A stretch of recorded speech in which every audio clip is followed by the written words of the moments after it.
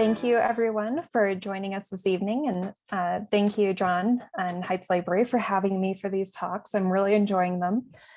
This is, let's see, number 3 in a series of 4 talks on the Impressionists, on different Impressionist artists. And so I hope you'll join us for our next one next month, which I'll give you a little preview of at the end. But for today, we'll be talking about the art of Gustav Kybot, one of the lesser known Impressionist artists who was nonetheless at the heart of the Impressionist movement.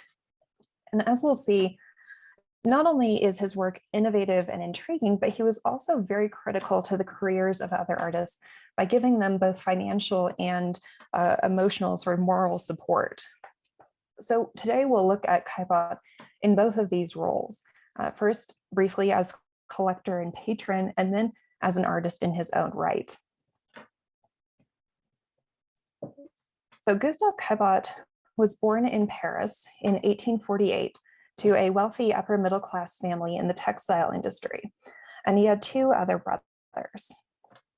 His father was a judge, and Caillebotte studied law before fighting in the Franco-Prussian War. After the brief war, he returned to his family in Paris and briefly studied painting at the École des Beaux-Arts. When Gustav's parents died in 1874 and 78, he and his brothers were left with a substantial inheritance and steady income. The eldest brother, René, died when he was just 26 years old in 1876, and Gustav and his remaining brother, Marshall, remained close their whole lives. Gustav never married, but he had many nieces, nephews, cousins, and friends around him all the time. He was very social and was close friends with many artists and cultural figures, writers, poets, and the like. And Caillebotte's financial prosperity allowed him to serve as a patron and supporter of the Impressionists. He actually paid for Claude Monet's studio and was good friends with both Monet and Pierre-Auguste Renoir.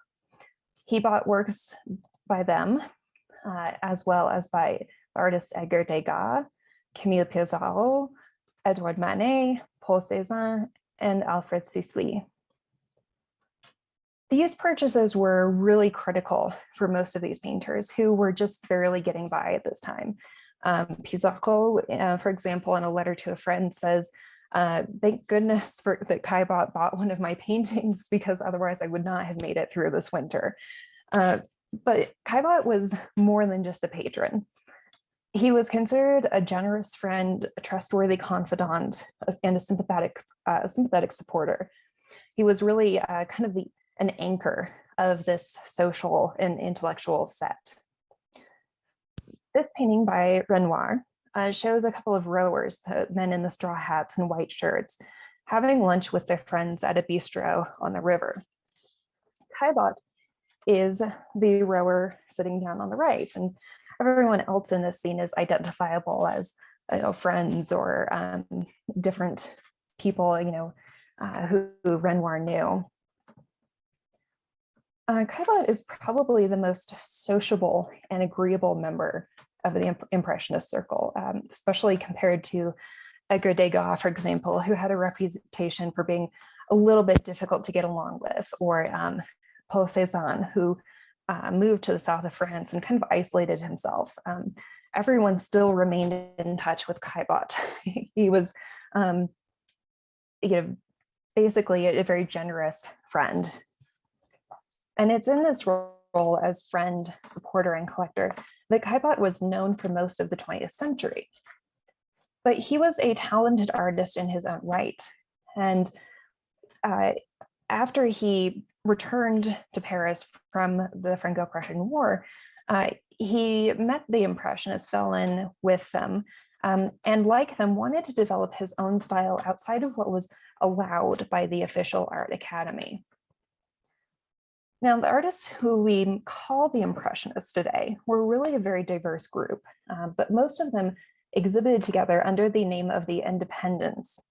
That is, artists who worked independent of the official state-sponsored Salon des Beaux-Arts exhibition.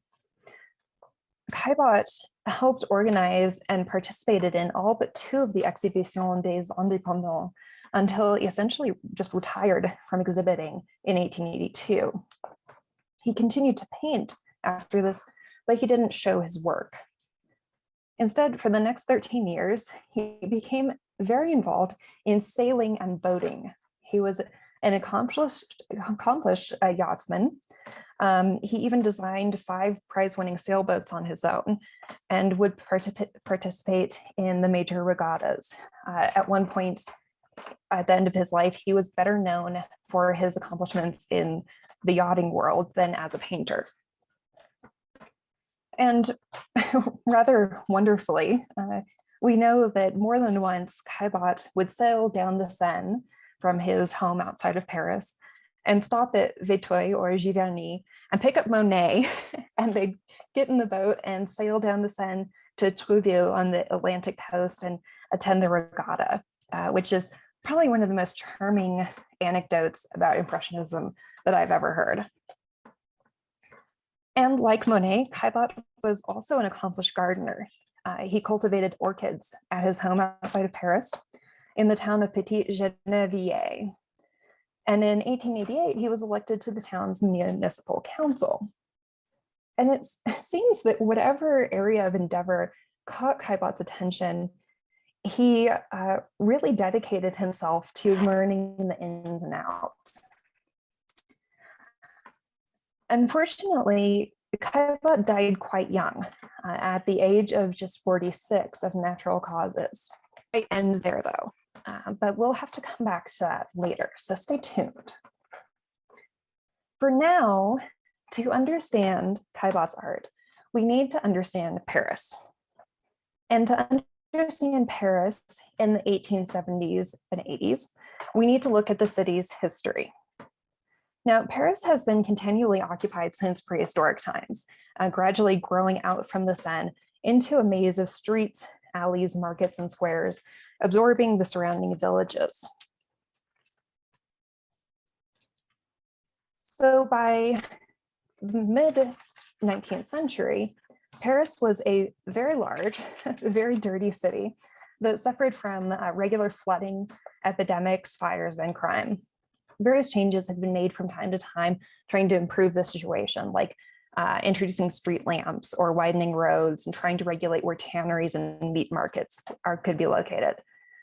But from about 1856 onward, there was a wholesale renovation of the city, largely under the direction of Baron Eugène Haussmann, prefect of the Seine.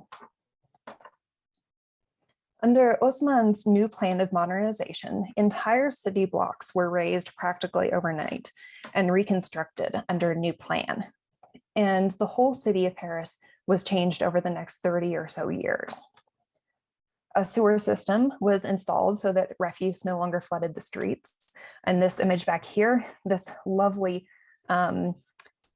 bright strip of water that is flowing down the alley in the top right corner is not simply rainwater, it's sewage that was simply be thrown out the window. So sewer was introduced. The wooden buildings, which were frequently the subject of fires, were replaced with modern brick and stone structures. And narrow, dark, winding streets were replaced by wide, open, light-filled boulevards. Order, hygiene, modernity were the goals. And these goals were definitely achieved, but at the loss of what people called Old Paris, the sense of history, character, and identity and belonging that went with it. So it was a time of very, very radical change. The Paris of today is the product of Baron Haussmann's project. The buildings with the wrought iron balconies, slate-colored roofs, and the shops on the ground floor, these buildings are Haussmannian architecture. So here, for example, is the Place de l'Opéra, which sits at the conjunction of multiple wide, straight boulevards. These streets, this square, the buildings, everything you see here was constructed during the 1870s. Before this, it was all kinds of buildings and little roads that were completely leveled and replaced. Now, this is the Paris that each of the Impressionists depicted at least a few times in their careers. Monet painted it, but he got tired of the city and moved away and spent most of his career painting landscapes. And Degas, like Caillebotte, a Parisian, reveled in the city. And he practically made a profession out of observing the crowds and social types that filled the new theaters, cafes, and boulevards. Degas was much less interested, however, in the city itself, the new Paris with its straight lines, open spaces, and spacious vistas. The finest representative of this new Paris in art is instead Gustav Kybot. Now, Caillebotte's family purchased a home in this building, one of the new Haussmannian buildings, and it was in this apartment that Caillebotte set his first major painting, which, in my opinion, is his masterpiece. It's entitled The Floor Scrapers, and it depicts workers planing the wood flooring of Caillebotte's apartment in order to make a smooth surface. So this had to be done every few years because the shifting humidity and temperatures over time caused the boards to warp and gaps to form between the planks. When a floor was installed, it was installed thick enough with planks that are thick enough to be planed down at least 2 or 3 times. So after planing and filling any of the gaps, the wood boards would be revarnished. And we see 2 men on the right holding planers as blades that shave off a thin layer of wood with each pass. And the light and dark stripes on the floor show us where the varnish and top surface of the floor has been removed, exposing the fresh pale wood underneath. To the right, sitting on what is probably the edge of the fireplace marble, is a bottle of red wine and a glass. And this is totally normal. It's not like it would be seen today where your plumber shows up and starts drinking wine while he's working on your toilet. It's not that they're drinking on the job. It's totally acceptable. The men's shirts and jackets have been piled in the back corner to keep them clean and out of the way while they work. And then you can notice in the back left, we can see out the lower part of the glass door that lets onto the balcony with the characteristic curved iron railing. And through the railing, we can just see the hazy shape of the rooftop across the boulevard.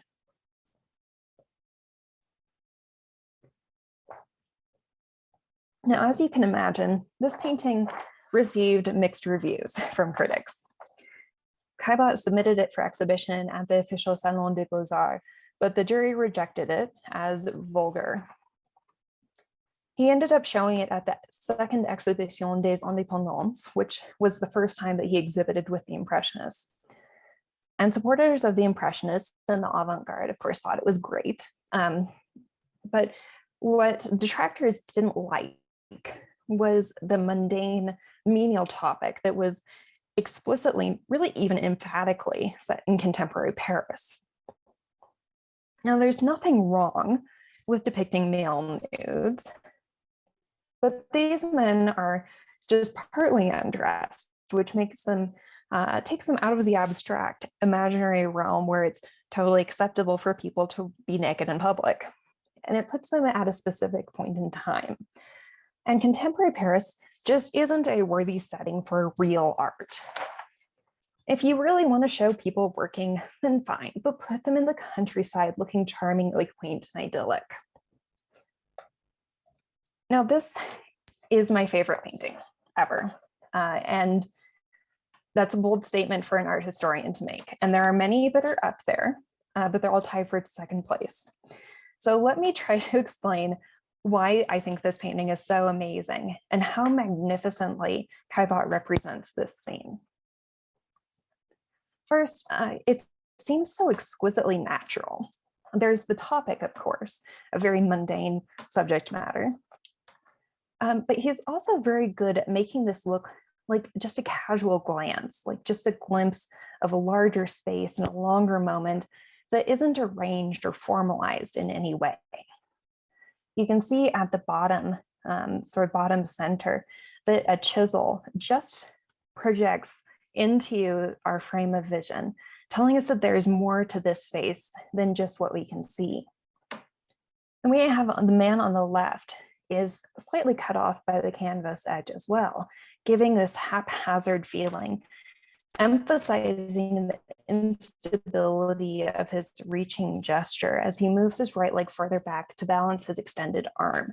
There's a sense that just a moment ago, he was in a slightly different position. Now, the angles from which we're seeing the three men are very awkward.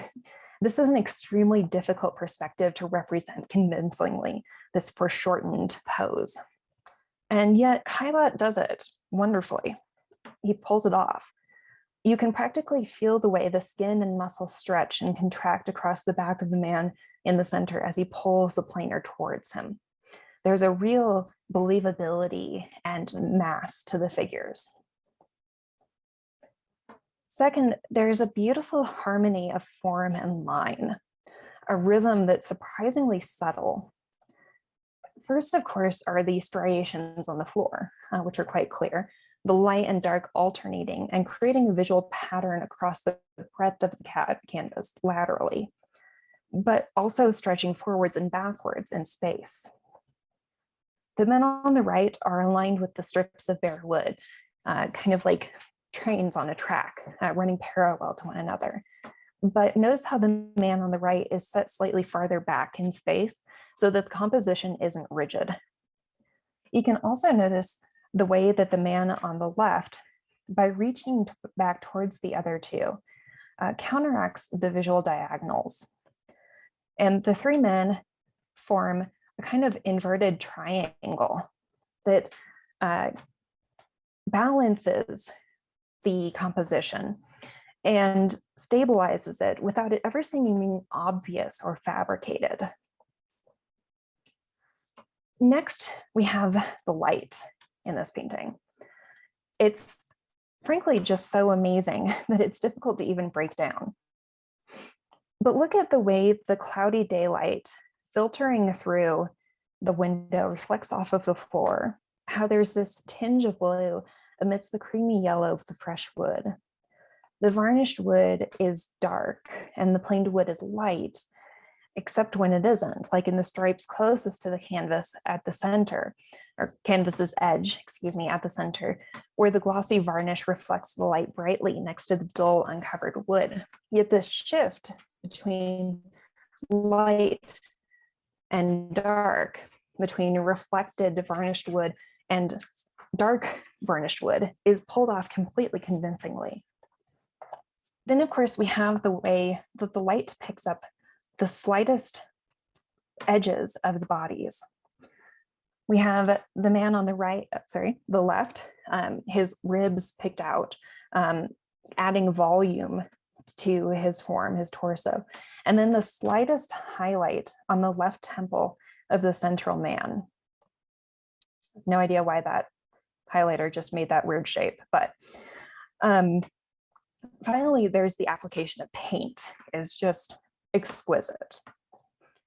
And Kybot here balances precision and polish with looseness and texture. The paint doesn't read as paint in most of the work. There's no place in this canvas where the illusion is broken. But part of the reason why he's so successful in this is precisely because he doesn't insist on delineating minute details. So for example, here's a view of the man on the right's face. You can see it's still shadowy and vague, and the edges of the forms are a little bit soft. One of my favorite parts of this painting are the wood shavings. And these beautiful curls of wood turn out to just be little dabs of paint. And here's one of the best examples of this balance. This is a close-up on the hands of the central man, where we can make out the shine of a wedding ring right beside these totally unformed dabs and squiggles. It's just incredibly exquisite. We don't see this too much in the floor scrapers. But one of the things that I love about Caillebotte's work is the way that it often feels somehow like a memory, or like the memory of a memory, this vague yet captivating sense, as if the rest of the memory or moment is somehow just on the edge of one's consciousness. Now, perhaps because he didn't have to sell any art in order to make a living, Caillebotte was constantly experimenting with very unconventional compositions like we see here. So on the left, for example, is a view of the busy Parisian boulevard below Caillebotte's apartment, but it's dominated by the curls of the balcony railing. The background is very much out of focus and kind of faded in this hazy, misty Parisian light. So we have the balcony railing sort of structuring the scene behind it, and then the leaves of a potted plant poking in from the right. And then the painting on the right, we're looking straight down at the sidewalk below the apartment, so that the passerby, bench, tree, and grate turn into these abstracted forms overlaid with the decorative, delicate web of branches. It's a very beautiful and very elegant, very creative composition with a highly decorative character. Well, for much of his career, Caillebotte was best known for his painting of the floor scrapers. But today, you're probably more likely to think of a very different scene. This is Paris, rainy day, Place de l'Europe. And if you've been to the Art Institute of Chicago, you've probably seen this painting. It's very hard to miss. It's quite large, surprisingly so, which makes it all the more striking. The figures are around life size, so that standing in front of this painting, it's like they're rushing down this slope towards you, forced into our space by this really sharp linear perspective pouring out of the painting. Now, in many ways, this is quite different from what we saw with the floor scrapers. We're outside, not inside. It seems less naturalistic, more stylized, and it's also more rigid and orderly. The composition imitates the rigidity and orderliness of the new Paris. So there's a strict geometry ruling this scene. The lamppost cuts the canvas in half vertically, and it's cut in horizontally where the street meets the building in the distance, essentially dividing the painting into 4 quarters. But the forms aren't evenly distributed among those quarters. So the bottom right is packed with 2.5 people, whereas the bottom left is dominated by an empty space where Caillebotte again displays his skill in capturing reflections and surfaces with these wet paving stones and the puddles of water in between them. This really relative emptiness in the bottom left quadrant adds to the naturalness of the scene, the sense of reality. And in the top left corner, Caillebotte has exaggerated the perspective, causing this really aggressive, rapid push back into space and also forward towards us, so that it's like these streets, these distant boulevards kind of plunge back into space. These buildings are very uniform and regular in reality, of course, as I showed you the pictures. But Caillebotte shows them as uniform and regular in order to exaggerate those qualities. So he's not simply depicting what they look like, he's depicting their primary properties, their sort of essence, as this geometric identity of the new Paris. It's almost like this building on the top left has its own sort of persona and presence in this painting, as if it's its own character in the scene. Then the uniformity of new architecture is also echoed by the uniformity of dress. Men of the middle and upper classes at this time wore black suits. And this was, for some people, a source of some annoyance, because you could no longer distinguish people's social classes as easily. And as we'll see, workers wore a different type of outfit, but the black suit sort of made everyone universal, it gave this regular appearance, so you could no longer judge people's status as easily by just looking at them. Women had more leeway, but there were still limited choices for simply going out for a stroll during the day. And then with the cold drizzle coming down, everyone has this umbrella, a standard gray umbrella, like the standard gray rooftops of the buildings. And at the same time that there's this raining regularity, Caillebotte doesn't suggest that there's anything wrong. He's observing, exaggerating the dominant characteristics of New Paris, but he's not apparently criticizing it or making a commentary. The couple in the lower right quarter seem perfectly happy, and they're paying attention to the world around them. So it's not like they're just automatons in this regular world. They're enjoying being out in the open, clean boulevards. Down the boulevard from the Place de l'Europe is the Pont de l'Europe, a modern steel bridge that passed over the railway yard. This was painted in the same year as Paris Rainy Day, and the method of paint application is very similar. The composition, however, is very different.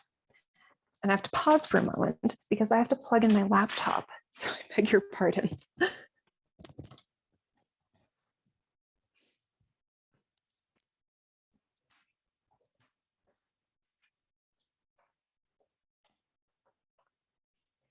So this composition here, instead of emphasizing the large intersection of the long boulevards, here Caillebotte has zoomed in to a much smaller view with our perspective blocked by the framework of the bridge. So we can see the shed of the train yard, but not too many more details. Still, we have this interest in geometry, in the displacement of figures to the one side of the canvas, and the habit of cutting off figures at the edges as they pass into or out of view. Now, most, if not all, of the Impressionists used this technique of shearing off figures or objects at the sides to disrupt any sense that the painting is planned, which of course it is, it's very deliberately planned. But the pedestrian here has kind of a special role, in my opinion. The two men who are looking over the side of the bridge seem fairly stationary. The one in blue is leaning with his elbows on the railing. He's really, putting his weight forward. And the man in the top hat also has his left forearm resting on the railing. They've both stopped. And compositionally, it's like they're part of this geometric patterning of the bridge's girders and railing. And these stationary figures sharply contrast with the man who's walking past. And the fact that he's already halfway out of our view makes their position seem all the more stable. But then we add our own presence as viewers viewing the viewers. With the top-hatted man as the visual anchor, it seems that we have also been standing here, watching him watching the trains, long enough that this passerby has walked from one side of our field of vision to the other. Now, the man in the bowler hat and blue jacket is not middle or upper class like the other two gentlemen. His clothing indicates that he's a worker of some kind. A year earlier, Caillebotte produced essentially the same motif, but from a different angle. Now, instead of looking at the railing straight on, we're walking alongside it with pedestrians coming towards us. But here again, we have a worker. Although he's in a slightly different outfit, we can still identify him from his blue smock and the soft cap. Now, this painting has perhaps an even more startling presentation of depth than the Place de l'Europe. The entire composition is like an exercise in perspective. It's constructed like a very long box with the vanishing point occupied by the man in the top hat. And the way that the man turns to the side suggests that he is with the woman behind him.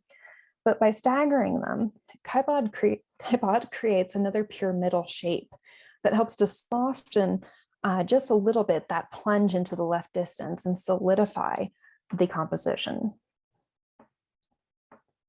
It's tempting to assume that this is the same couple that shows up later in the Place de l'Europe. Again, Caillebotte's presenting us with an apparently mundane moment from a typical day in modern Paris, where people from various social classes pass one another on the streets. But he gives us more information in this scene than the previous two. So in addition to the factory worker and the bourgeois couple, there's a lower class man walking away from us. And then crossing the street in the distance is a soldier in his characteristic red pants. And then rising up in the center into the blue sky is this plume of steam from the train engines in the rail yard below. So we have modern bridge, modern architecture, modern boulevards, modern clothing, a modern transportation. This is almost a sort of summary of new Paris, of Paris, post-Haussmannization. The part of this painting which I find interesting is the dog, who has just entered our field of vision and is trotting down the sidewalk.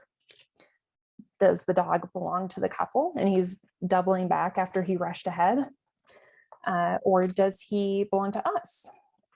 I personally favor this explanation as it grounds us in the space and the events of the painting so that we're no longer just passive viewers. We're also people walking along the street. Caillebotte essentially putting us as viewers in his position as a Parisian taking his dog for a walk. Now, of course, another possibility is that the dog is taking himself for a walk, which I have seen dogs do in Paris, and they get really annoyed when you ask them where they're going and assume that they're lost. People often remark that Caillebotte has a lot of variation in his style of painting, and they seem to imply that somehow this makes him less valid as an artist, that one has to develop and stick to a unique individual style somehow. Now, the works that we've looked at are his most well-known and the ones which tell us about the most about Paris in the late 19th century. But here are some of his other paintings. And as you can see, Caillebotte certainly produced a great many different paintings on different subjects. And he did try out different styles and techniques. It is, I think, only fair to note, however, that Caillebotte did not have as long a career as many other Impressionists. If he'd lived to be 78, like Auguste Renoir, and continued to paint, then perhaps we could more easily identify a definitive Caillebotte look, but nearly all of his work was done over just 10 or 11 years. And as I mentioned earlier, the fact that Caillebotte was financially independent meant that he had no need to sell his work. He gave paintings to friends, but that was pretty much it. That freedom allowed him to explore different subjects, techniques, and ideas much more than if he were depending upon painting for his livelihood. So in the top left and top center and bottom left, we have what are really fairly standard Impressionist paintings.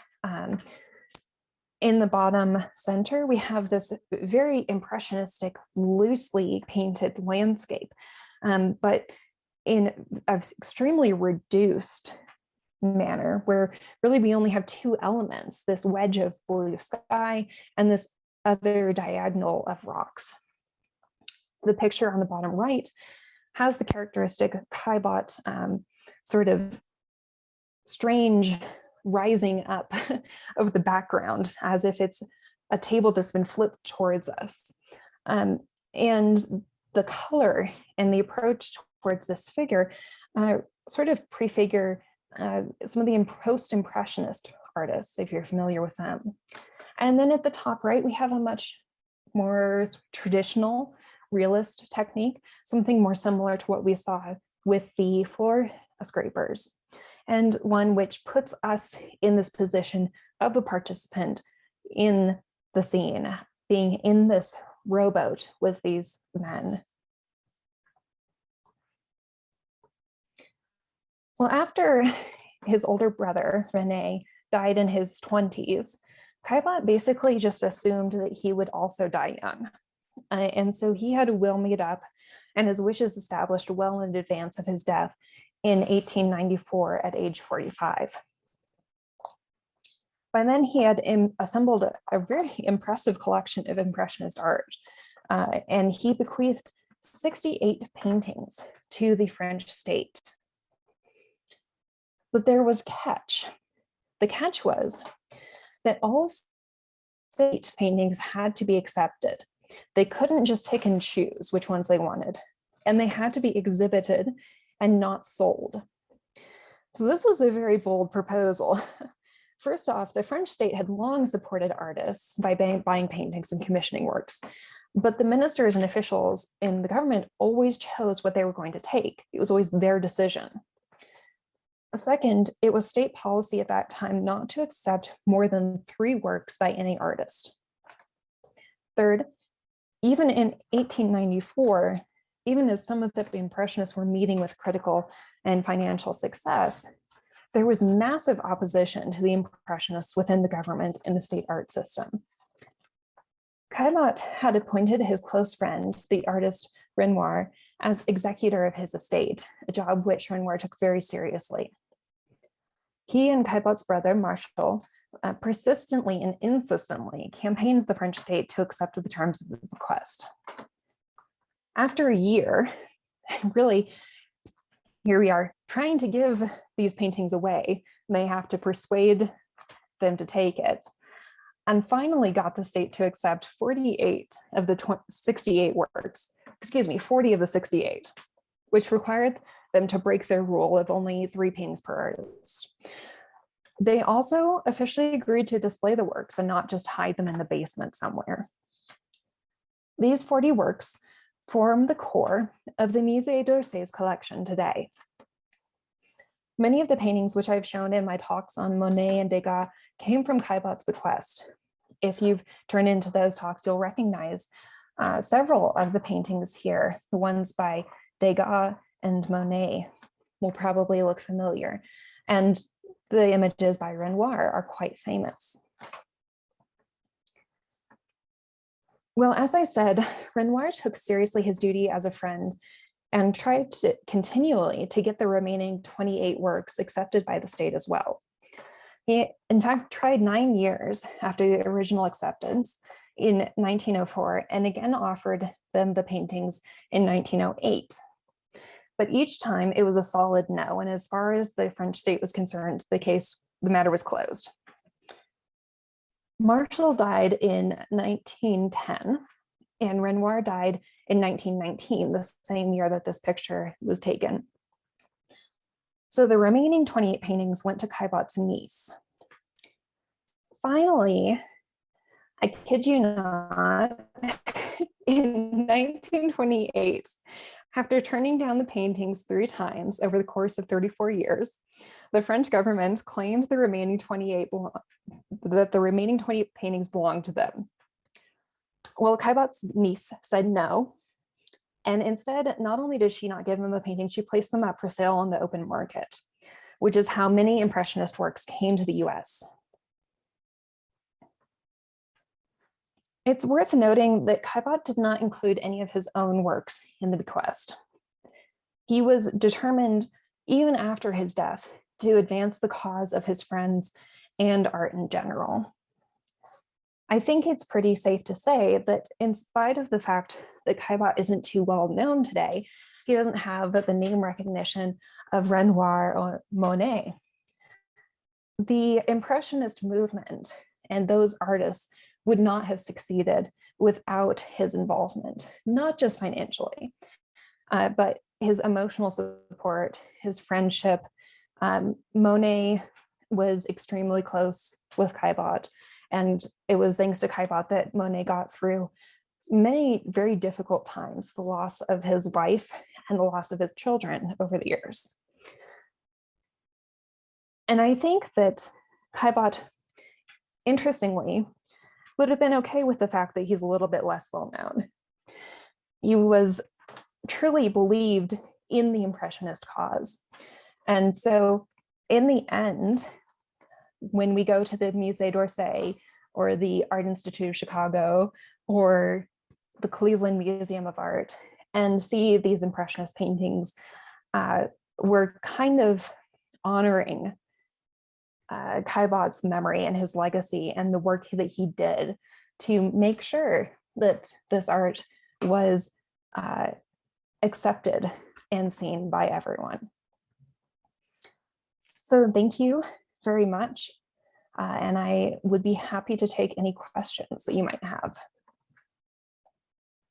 I believe if you want to type them in the chat box, I can see them and answer.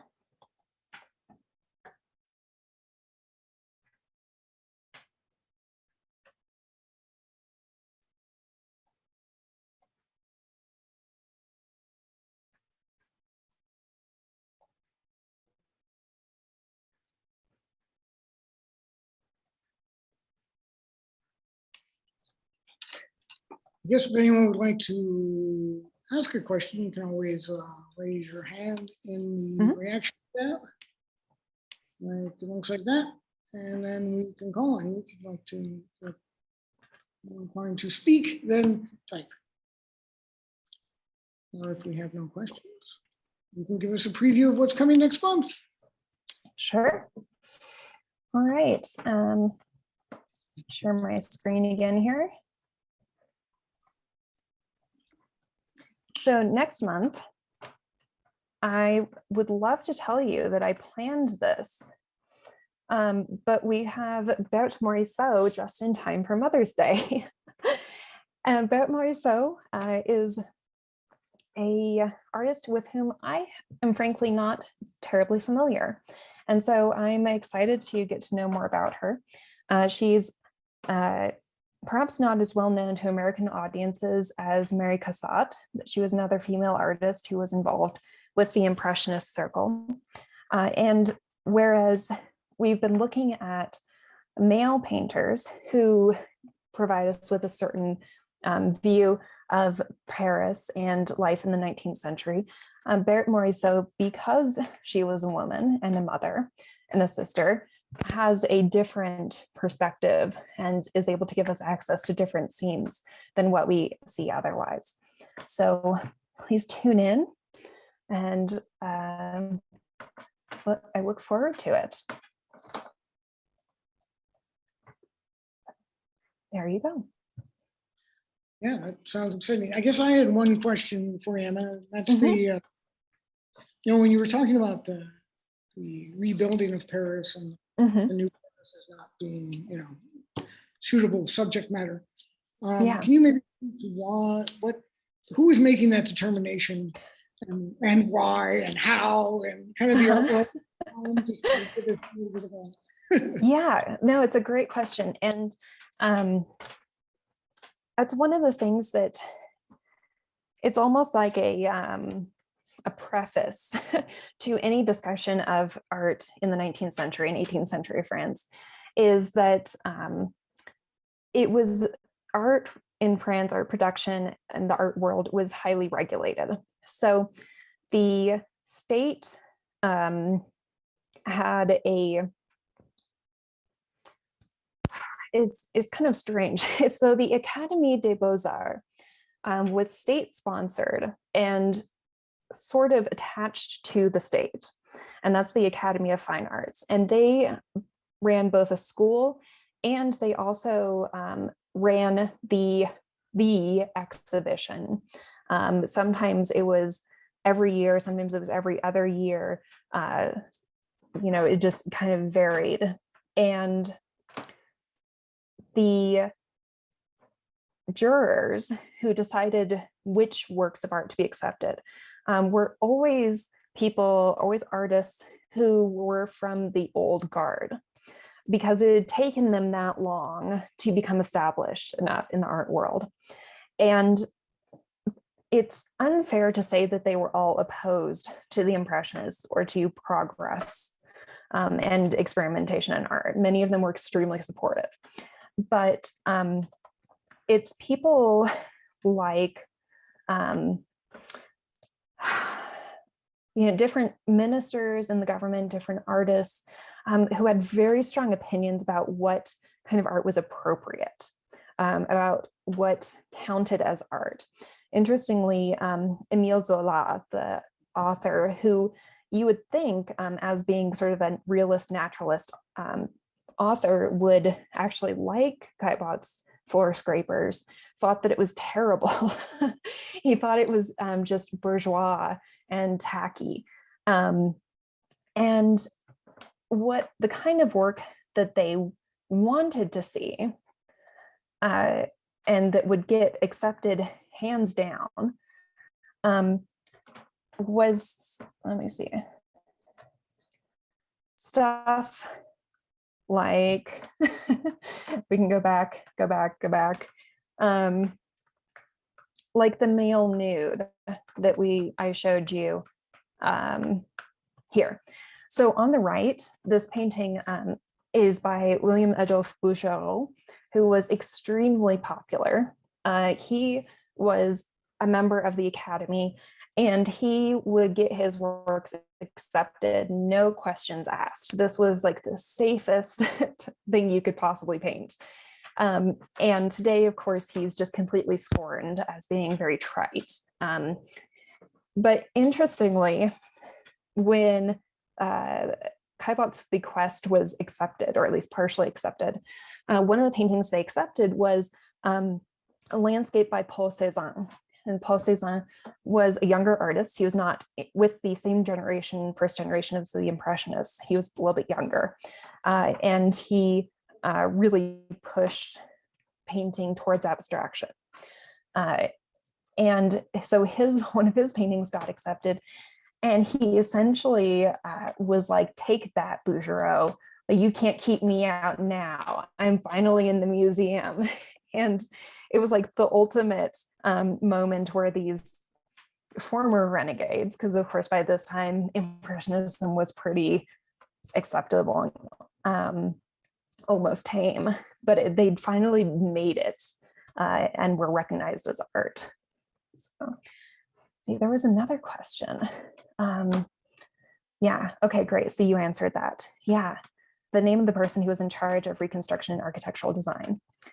So yeah, Baron Haussmann, it's interesting because he was at the time and has since been kind of criticized for what he did. And frankly, I have mixed feelings about it. It's really sad to have to bulldoze all these beautiful buildings and lose all that history. On the other hand, when you are having, fevers every summer with people dying and bodies in the streets that get picked up each night, it's pretty miserable. It's not a situation I would want to live in. And to be fair to Haussmann, he didn't make any money off of the project. And there were other people who speculated on real estate and made quite a bundle, but Haussmann himself did not benefit financially from it. So, in fairness. That's awesome. Didn't he, did he work on another city as well, or was it just Haussmann? I'm not actually sure. There were definitely other cities that followed a similar model of redesign and modernization. In fact, that was partially why there was this pressure to modernize Paris, is because the feeling was like, we're the greatest city in Europe. Why do we seem so backwards? Like, we need to be modern and keep up. And so many of the other cities in France also have very similar buildings and structures, because even if Haussmann himself was not in charge, that model became pretty common. Excellent. Anything else? I just want to note this question. The last photo is of him with a dog. Yes, this is Caillebotte with his dog. I love this picture. Took me forever to figure out the name of his dog. It's Berger, which means shepherd. So, and yeah, I think it's a pretty charming picture. He's actually walking through the Carrousel de Louvre. So if you've ever been to Paris, to to the right, on the right side of the picture, is where the big glass pyramid is now. So he's taking a stroll with Boucher through Paris on a misty day. Caillebotte's brother, Marshall, was actually a pretty accomplished photographer. He took many of the pictures that we have of Caillebotte, and apparently he was a very gifted musician as well, very talented pianist and composer. So I guess it's just a very talented family.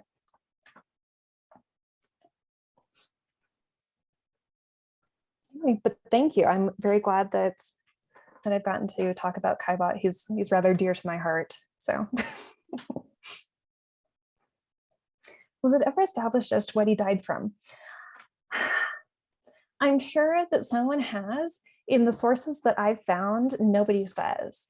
There's nothing on his death certificate about it. The main publication, what's called a catalogue raisonné, which lists every single known work that he ever did, they don't say what he died of. But yeah.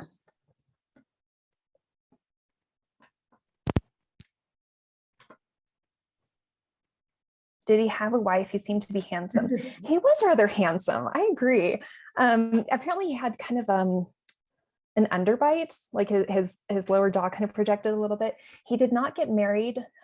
He had a long-term relationship with a woman named Charlotte, I believe. And she received a inheritance in his will. I have read in one place, and I believe it's on the internet, so, grain of salt. One person has said that he was gay, that he was homosexual, and they provided absolutely no sort of evidence for this. And I think it was only because he did pictures of partly undressed men, which is pretty weak. There is absolutely no evidence of this. If anything, maybe he was bi, because we know he had this long-term relationship, but he did not marry. He was, I guess, felt very fulfilled by all of his friends and family. He was constantly surrounded by people. His house outside of Paris there were just people coming and going all the time. So he, yeah, I don't know, kind of quite the guy. I always like to assume the best about painters. Sometimes I'm scared to learn too much about a painter whose art I like in case they turn out to be a huge jerk. And so with Caillebotte, I was actually very pleasantly surprised researching him, how well he came across. And of course, there are always going to be people who like you or who hate you, and you never know what's right or wrong. But the amount of positive accounts of Caillebotte is, to me, unusual. So speaks in his favor.